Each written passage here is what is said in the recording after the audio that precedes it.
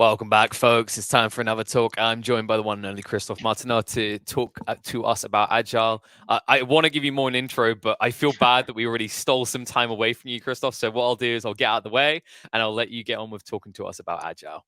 Excellent. Thank you very much. So, yes, so the topic of my talk is Agile applied to marketing. Is it a necessity or a fantasy? And actually, I was looking and I was watching the previous talk by about ChatGPT, and I thought that's amazing how fast the world we're living in is changing, right? So a little bit about me. My name is Christophe Martinot. Even if my name sounds a little bit Frenchy, I am from Belgium. I live in Barcelona, beautiful Barcelona. And I've worked for more than 20 years in big corporations, mostly first in FMCG, companies like Danone and L'Oreal. And then I moved on to pharmaceutical world in companies like Sanofi, Abbott, Novo Nordisk. Anyway, after 20 years, I got a little bit tired of the corporate world, and I thought that I could dedicate my time to more interesting things, and mostly in one thing that I've been suffering during my 20 years of corporate life, which was the fact that I wasn't really happy in my work. I wasn't really happy in my job, and I wanted to bring more happiness in companies and in organization. And on top of that, I also thought that effectiveness in those kind of organizations was not optimal, and that there was a lot to be done. So this is when I started to look at Agile. I've been directed there by some of the folks I know, and they told me you should have a look at Agile. And I had no clue about what Agile was 4 or 5 years ago. And I decided to learn more about it. And when I entered this amazing world, I thought, wow, there's so much to be taken from Agile, from the IT world, and to bring in the business world, in marketing and in sales. And this is the reason why I am here today in order to talk to you about Agile. So the topic will be divided in three parts. First, what is Agile? Why Agile marketing? Second, what is Agile marketing? And then the last one would be how to start agile marketing, your agile journey. So the first thing that you have to take into account is that business leaders, they don't care about agile. And this is something that I've been seeing a lot since I've created my company, and I'm helping companies and teams to implement agile in their business. So business leaders, they don't care about agile. What they do care about, it's about money, it's about growth. And one of their top 5 challenges is really about how can I make my team become more effective? Before getting into that, and I think the talk before me was also very explanative about that, is that you are all really aware that we're living in a changing environment. In the past, we used to use the words VUCA, and nowadays we're talking about BANI, which is about to describe what is the new reality we're living in. So everything is volatile, but it has nothing is reliable. There's nothing certain, but everything is becoming very anxious for the people. Nothing is linear. There are changes all the time, and everything has become very incomprehensible. And this is a new reality organizations and teams have to face. I like to bring here in the presentation the Kinefin framework. I don't know if you guys are familiar with that, but this is a little bit in order to represent the type of situation one could be facing. On the right side of the screen, you could see that this is the area of the predictable. Here, there is knowledge. On the left side of the chart, you will see the part which is unpredictable. There is no knowledge. So you can see the most common part is usually to go in the simple, right? In the simple environment, we know what's happening. We only need to sense, to categorize, and to respond with our best practices. Imagine you have an issue with your internet at home. What you will do, you will go to your modem, you will turn it off, turn it on, and if it works, this is simple. You sense, you categorized, you responded, you just implemented your best practices. If you still have an issue with your internet, you may call an expert. And what will the expert will do? He will come, sense, and this is when we start in the complicated sphere. He will sense, analyze, and respond. And what he will do is to implement the good practices. This is predictable, and there is knowledge available about that. However, when we start to get into the complex phases, this is when we need to probe, to sense, and respond. There are no good practices, there are no best practices. What we have to do is just to try, right? And this is what's happening nowadays. Companies are facing an environment which is VUCA or which is BANI, and that is becoming more and more complex. And what's happening is that companies and organizations nowadays repeat what they've been doing in the past when they were in the simple or in the complicated zone. But however, like we mentioned before, we have entered more and more in the complex area. And like Einstein was saying, doing the same thing over and over again and expecting a different result, this is what we could call insanity. And I will give you some example of what's happening in companies and teams. Let's talk about the plan. You guys are all marketeers, and like I've been marketeer during my past corporate world, we used to do marketing plans. And I've run a little survey among 50 companies in order to understand what was their approach in order to tackle the marketing plan. And I asked them, so how many of them would work on a marketing plan once a year? 80% of them are doing that. Once a year, they plan. And when I ask them how much time they spend, 60% tell me that they spend between 1 or more than 2 months on planning. And the last question that I ask them is if they think this is an efficient process. 60% of them are telling me, yes, it is effective, but I know from the backstage, because I've asked those people, that usually they think they take a lot of time for a benefit that is not optimal when they do planning. And the reason why they think this is not efficient is simply this one. Because they tend, when they plan, companies or organizations, they tend to plan with the flat horizon. But the reality is totally different. It's full of obstacles. And as soon as the plan is finished, validated, and they want to implement it, the reality has changed because we live in a VUCA and in a BANI environment. The second thing that happens in those organizations is once the plan is approved, then they start to implement. And what I am seeing is that people are very busy. Typically, a marketer will be a very busy person, a very stressed person. And my point is that they're busy because they have a hard time in order to focus.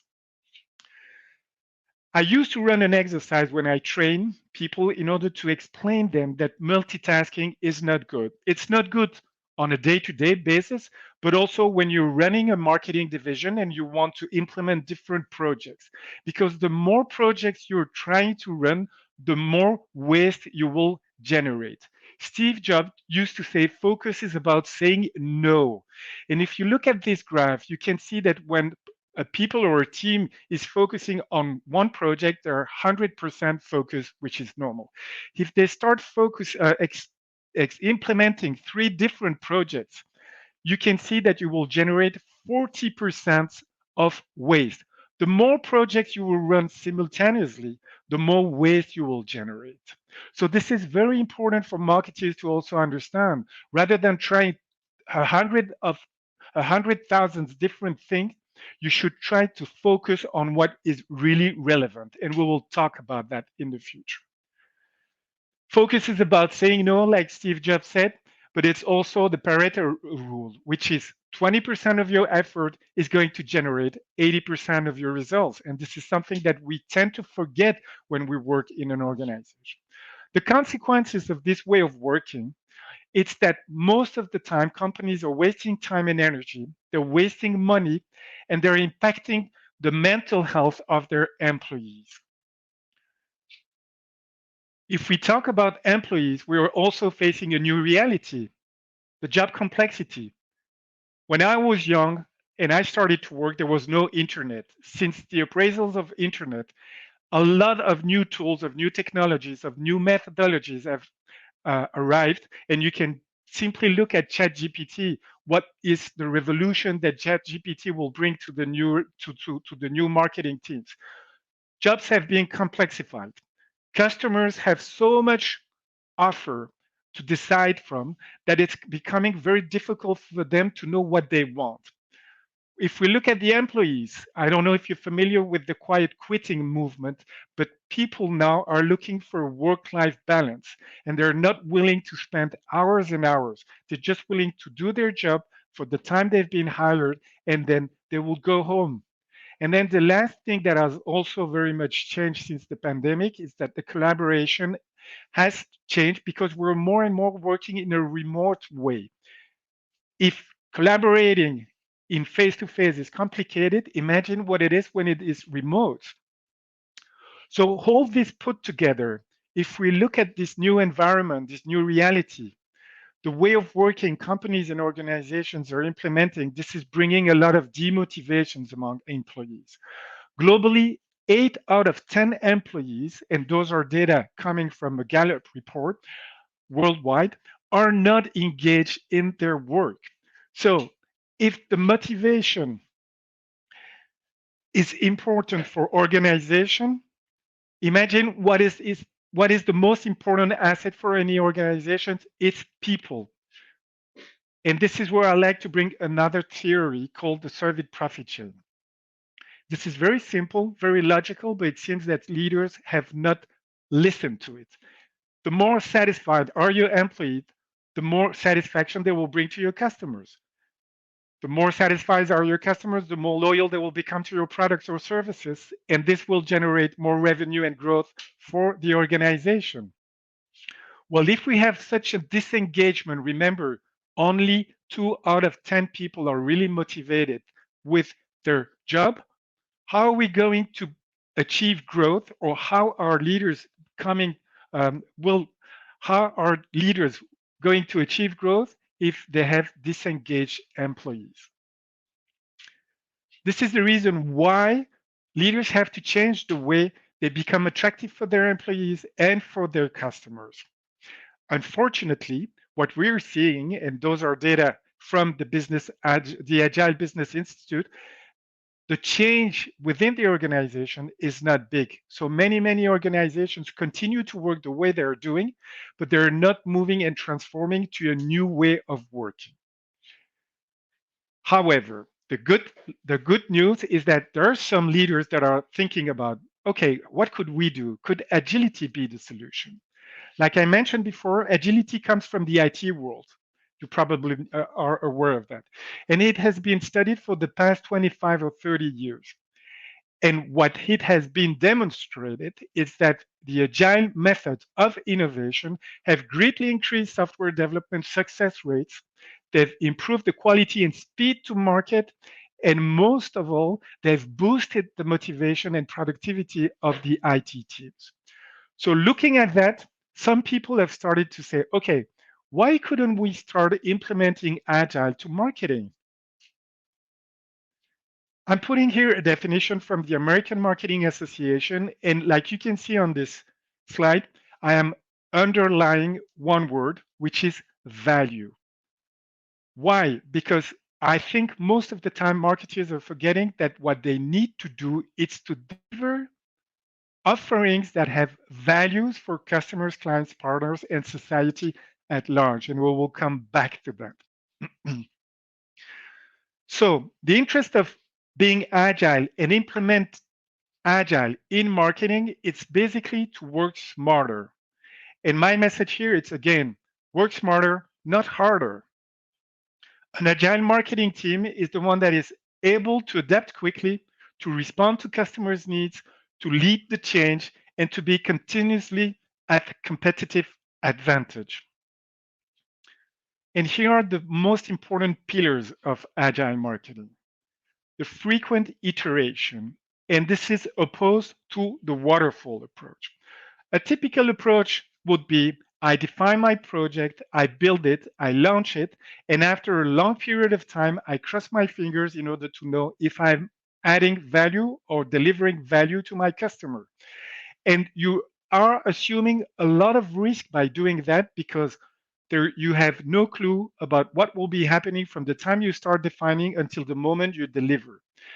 Agile is about iterations. You will build and start with what we could call an MVP, a minimum viable project, minimum viable product. You will start the minimum proposition of your project or product that will bring or offer value to your client. You will launch it quickly, check if it brings value, and based on the feedback of your client, you will iterate, increment, or pivot and build what your client is looking for rather than guessing what he needs. To express it, I have a little story, which is very simple. Imagine I have a kid, 5 years old. He comes to me, he's bored at home, and he says, Dad, I'm bored and I want to have fun. So, my first solution, I will go to the garage, take a cord, give it to him, and he will be in the garden playing with the cord and having fun. After a while, he will come back to me and tell me, you know what, Dad, I'm bored with this cord. I would like to have more fun. So, what I will do is to take the cord and tie it to the tree, and then he can swing with the cord. After a while, he will come back and say, you know, with my friends, we're two, and we can be both of us on the court at the same time. So my next iteration will be, okay, I will put a piece of wood and allow them and enable them to sit on um, the swing. After a while, my son will come back and tell me, you know, we're two, so there's not enough room here for us to sit. So why could you do something else? Then here, this is when I screw up because I will put another piece of wood on top of the first one. And what will happen with this piece of wood? My son will come back and tell me, Dad, this is nice, I thank you, but unfortunately, this is not very comfortable for both of us to sit there.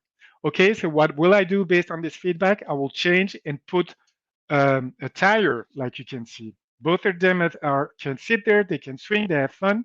But at seeing that, other little kids in the neighborhood will come and say, hey, we also want to play. My son will come back to me and will ask me, can you expand that? And yes, I can do that with a cord and a tire. If you think about this simple example, I haven't been looking at what my son was willing. He was willing to have fun, but I wasn't thinking, okay, he wants to have two cords tied on a tree with tires. We've been developing, based on his feedback, we've been developing the solution he was needed. And this is typically what an agile approach would be. So this is when we oppose waterfall approach, like you can see here, define, build, launch, and after a long period of time, you assume a big risk when you launch your product and you're not sure you will bring or not value to your customer. While in the agile approach, you will start, define, build, launch quickly and check if you're bringing value. And based on that, you will iterate, increment your offer, or pivot. The other important pillars in the agile marketing are the following ones. Cross-functional teams.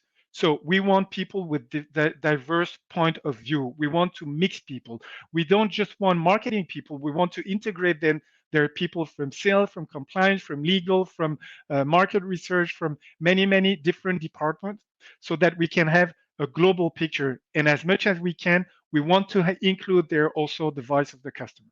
Self-organized team. We're not talking about hierarchical model. We're talking about teams that are able to organize themselves because they have the capability, the competencies in order to achieve their goals. And then last but not least, the continuous feedback.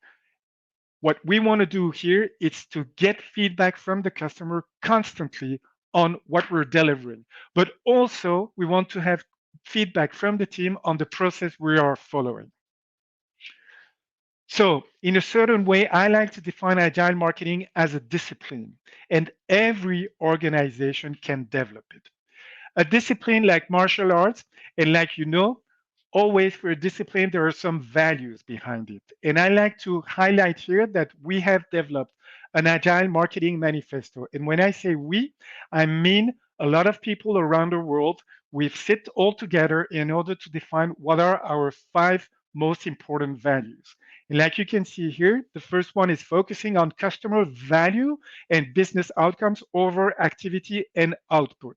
And what we mean by activity and output is rather than just producing stuff, which is a campaign, a mailing, event, whatever you want. We want to make sure that what we are delivering is value and business outcomes. The second one is delivering value early and often over waiting for perfection. Like I showed in my example before, we want to deliver quickly and frequently in order to be able to correct, to change. And we don't wait for a perfect project to launch and spend a lot of time developing it, and maybe what we've envisioned is not what the customers is willing. Third one, learning through experiments and data over opinions and convention. It is more about, I don't have I have a market research, and from there I just make my mind and I define what I think the market is willing or the customers are willing. No, what we want is really to experiment and analyze the data we can gather from the customers in order to understand what they really want and what really value is for them. Fourth one, cross-functional collaboration over silos and hierarchies. Like I said before, cross-functional teams want people from different horizons, different competencies in order to have this um, rich approach and diverse vision of what the customers could need. And five, responding to change over following a static plan. I'm still seeing in many organizations people that tell me, okay, but we have a plan and we need to implement the plan. But if the reality has changed, your plan doesn't mean anything. So you should change the way you approach your market and just forget about your plan. You just need to adapt. And because good marketing shouldn't feel like marketing to customers, what I like to say, it's again, focus is about saying no and stop guessing, start discovering. Focus is about saying no. And here, I like to introduce a difference that is really important for marketers. It's the difference between output and outcome. So an output, it's a tangible product. It could be a brochure, an email, a presentation, an event, whatever a marketing department produce. And an outcome is what you achieve with the outputs. It's a different behavior, a problem solved, a satisfaction. And to move from an output to an outcome, what you really need to have is to offer or deliver value to your customer. So when I'm saying focus is about saying no, its marketers should only focus on what is valuable for their customers, and everything else should not be developed. And this will enable and facilitate marketers' life if they only focus on what is delivering value to their customers. Stop guessing, start discovering. The typical questions that I get when I'm saying focus on what value is, it's how do you do that? And actually, what you have to understand is marketers are not there in order to guess what customers need.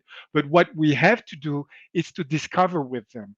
Customer, like Steve Jobs said, do not know what they want until they see it. And this is where also the agile approach is very powerful, because by delivering frequently value pieces, you will get feedback and you will be able to work with your customers and discover with your customers what is valuable for them. I also like to emphasize that we have developed with a bunch of people around the world another manifesto, which is the Agile's Customer Centricity Manifesto. I'm not going to go through it. You can scan it here and have a look at it, but you will see it's very much based on the Agile approach and how to create and offer value for the customers. So when we talk about agile, most of the time people are referring to framework or practices, and the most common ones are Scrum or Kanban. Those are very, very valuable practices. But my recommendation usually to add to marketing teams willing to move into the agile ways of working, it's to keep in mind what Alistair Coburn, which is one of the co-author of the Agile Manifesto for IT, he called it the heart of Agile. So to summarize Agile, he uses four words: collaborate, cross-functional teams, self-organized teams that will be delivering value to the customers, delivering value frequently and often. Then those teams will reflect based on the feedback from the customers. They will reflect on how can we improve our product. The same will happen with the process, the way of working. the team will stop and reflect on how they're working and how they can improve it. So, like you can see, Agile is very simple. It's 4 words: collaborate, deliver, reflect, and improve. And behind that, behind the values, there are a lot of practices. Among them, you could use the Kanban method that I'm showing here. And what I recommend to teams is really to use a Kanban board in order to see the value, the workflow across the organization or the team, in order to get transparency and to understand what's happening on the project. The other one could be Scrum. I'm not going to explain Scrum in detail, but what is really important is that people understand that when we talk about Agile framework in a marketing team, most of the marketing teams are using hybrid frameworks, meaning they will pick the best tools or practices from different frameworks works like Scrum or Kanban and build their own hybrid framework that suits their organizations and their way of working. Does it work? That's also one of the questions that I get often. Well, yes, it works. And companies that have applied agile marketing have seen their revenue increase between 20 to 40%. And this is not me saying it. Those are data that have been published by McKinsey um, several times. The other benefits of agile, it's speed of execution and productivity for the team, alignment with the strategy and the focus, adaptability and flexibility to any change in this changing environment, client centricity, the fact that we're focusing on value and that we're able to innovate because we're getting feedback constantly from the customers, prioritization. Agile marketing teams are able to focus on what is really value and they improve their way of life. The teamwork is much better. It's about real collaboration and it's not about a group of people running their own projects. The team motivation is usually boosted. And what is really good as well is that you have measurability and accountability among the team, which has also an impact on the team motivation. And then finally, I mean, when I talk to organization, most of the time when I tell them, maybe you should have a look at agile in a different way of working. I see you so stressed, so busy. Why don't you look at something different? And most of the time what I get is, oh, thank you, but we're good with what we have. Companies find it interesting, but most of the time they say, oh, but we don't have enough training. We don't have our processes to work fine. We don't have talent to do that. And most of the time, the big obstacle in order to implement Agile, it's the lack of support from the management team. So the question is, if I see all those benefits, and I think that Agile is very beneficial for my team in such a changing environment, how do I start? Well, you have to start with the mindset. And the most important thing, and this is why I also referred to the values, is that first of all, the entire team and the leader needs to understand that there is a mindset. And this is why I'm also talking about a discipline. It's about integrating the values and the principles and then have a look at the practices. The first step would be start training, learn about Agile, then start with coaching, have people helping you in order to implement, to guide you in order to define what are the best practices to implement in your team, and then experience. In the same way as Agile, you will start doing bit by bit, iteration by iteration, and you will be improving. You won't become Agile from one day to another. It's a discipline. It's a question of time, but it's really worth doing it. And like any change in any organization, you will find different phases in your team's motivation. And there will be a moment where you will have the team very demotivated and thinking it doesn't work. And here I want to also stress out the fact that most of the time, organizations are focusing on the middle part of this chart, which is key task processes. As you can see, 90% of the efforts of organizations or team willing to move to Agile are focusing on processes. And they forget that, like for anything else, like if you like cooking or if you like skiing, in order to perform at your best, you need to have the right conditions. The same happen with your team.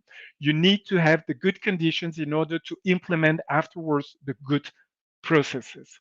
So that's why I also want to highlight the fact that before moving into the processes, focus first on the essentials of the team to have a real team, the right people, and a compelling purpose. And then also double check if you have a supportive context, a sound enabling structure, and good team coaching set in place. And after that, once you know that you're in good shape, you can move on into the processes. Key message for the audience, it's really remember that agility is not something that will happen from one day to another. It's a continuum, it's not a state. You really need to start practicing to integrate and to be resilient. It won't happen in one day. There are 10,000 ways of doing it, but the benefits of it will be amazing for your team effectiveness, and for your organizational profits. I always like to finish this talk by telling people if you work in an organization, remember Gandhi, be the change you want to see in the world. 2 out of 10 people in every organizations are really or not really are engaged. 8 out of 10 are not engaged. There must be a way to change that. There must be a way to make them more happy and have an impact on the organization. Agile could be one of the way of working that will enable people to be happy. Just for you to know, I have a certification in agile marketing that it's a training. And here are some information about the course. If you want to get there, there's a special discount for people attending this conference. And this is all about learning more on how to implement agile marketing in your organization, how to become more effective, how to create a happy workspace, and how to start implementing once you finish your training um, agile in your organization. Thank you very much, and please feel free to connect. Here are my details, and I think now we're good on time in order to have some questions if there are any.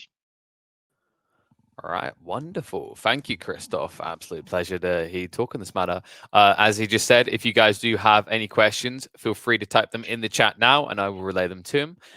First thing I want to hit into, though, Christophe, is agile. It's something we hear thrown around a lot, right? In a very kind of nonchalant, non-invested fashion. I guess there's a big concern, right, that in the industry still a lot of companies essentially just look to get some sort of agile certification under their belt to simply kind of look great, like a buzzword. Yes. I guess kind of an opportunity to communicate to those type of people. You know, you mentioned waterfall as the alternative comparative, and waterfall does feel very old generation. I guess my thought is, can you think of any situations where waterfall is still desirable, or do you think in almost all agile is better, but it's more about the difficulty of implementation? No, I think you just made a point here. I think agile is not the one that needs to be implemented everywhere.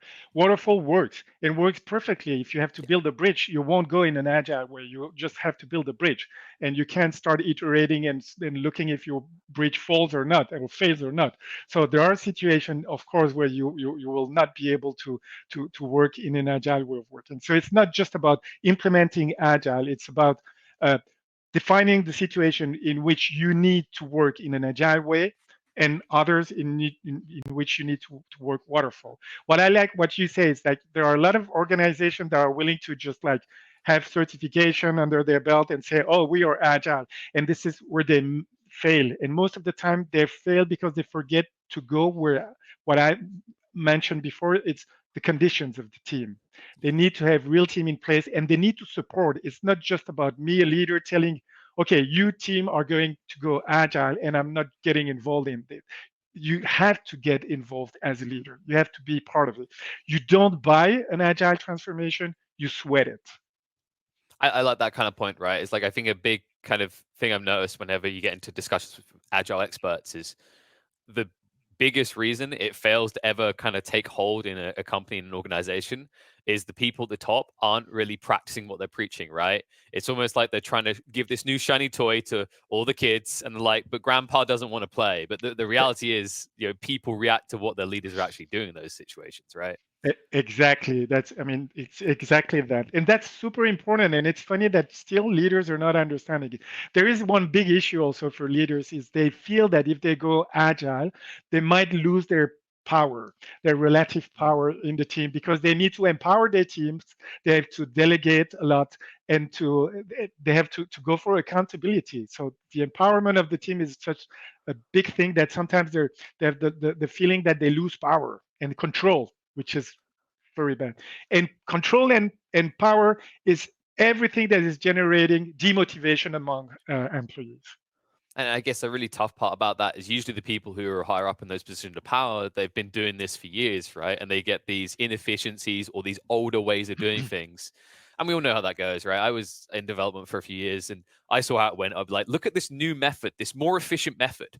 And the person's like, well, I've been doing it this way for 10 years. And to be blunt with you, I don't really want to go back to the drawing board, right? I don't want to discard that previous knowledge. Exactly. That's exactly that, and it's difficult to. I mean, I was a leader and I didn't know about agile, so most of the time, I mean, I would do what I used to know, what I learned, and should I have known that agile was existing, I would have implemented that with my team, and I'm sure that the benefits would have been much better than what I achieved when I was leading these teams. I guess like one other kind of question is, do you think agile? I feel like there's kind of this pattern of it's more successful in smaller organizations and it fails with larger ones, or it's much more difficult to find success stories in larger ones. Like, is there an issue of scale there with the agile concept? I think that when the bigger the organizations are, the more structures they want to go. So they want to implement framework as such. And basically, I'm framework agnostic. I'm against the framework.